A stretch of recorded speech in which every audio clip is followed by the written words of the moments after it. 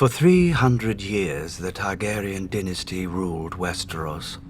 Wars were still fought, homes still burned, and men still died. But compared to the chaos of what came before, the realm was stable. And boring. The Targaryens lied, thieved, and killed as much as other lords. They just had dragons to answer all complaints. Until they didn't. When the last dragon died, it was only a matter of time before the Targaryens followed. By only, you mean another century? Which they wasted trying to replace their lost advantage. Incinerating their own palaces to hatch dragon eggs, drinking wildfire to become dragons, and let's not forget the Mad King's favorite, burning men alive so he could pretend to be a dragon.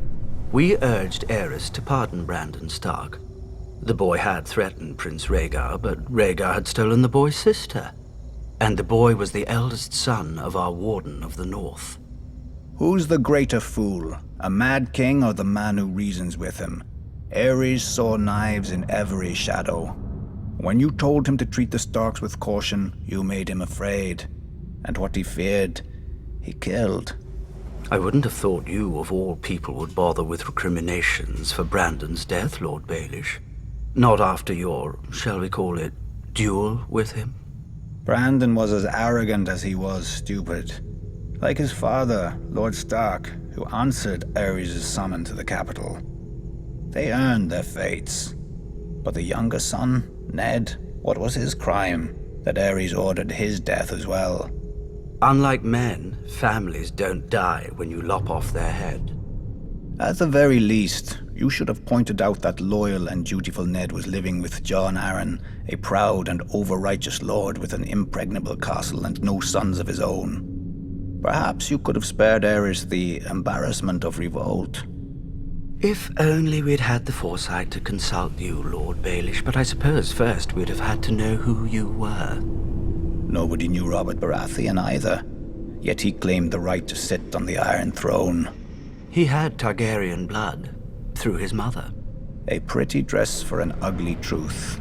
It was war, and he could swing a hammer harder than the other options. When did you know you'd lost, Lord Varys?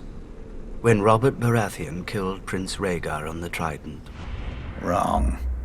You lost the war when you let Ned Stark slip back into the north. Neither the bloody Gate of the Vale or Moat Cailin in the north have ever fallen. They could have held out for years, even if you'd killed Robert. But you let him slip through your fingers as well. I told the court that Robert was hiding in the Stony Sept, but the hand of the king wasted too much time searching the city. Something about the glory of single combat. Then Ned Stark's army arrived to save the day. Too bad Lord Tywin wasn't a hand any longer. He would have simply razed the town and been done with it. Perhaps. And perhaps the rebels would have found even more of the countryside flocking to their banners. I'd almost forgotten. You weren't always so loyal to the Lannisters during the war, were you? I did my duty to the realm. When Lord Tywin showed up at King's Landing professing loyalty, I warned Aerys not to open the gates. Prince Rhaegar was dead, our army scattered. The lion does not stir unless he smells meat.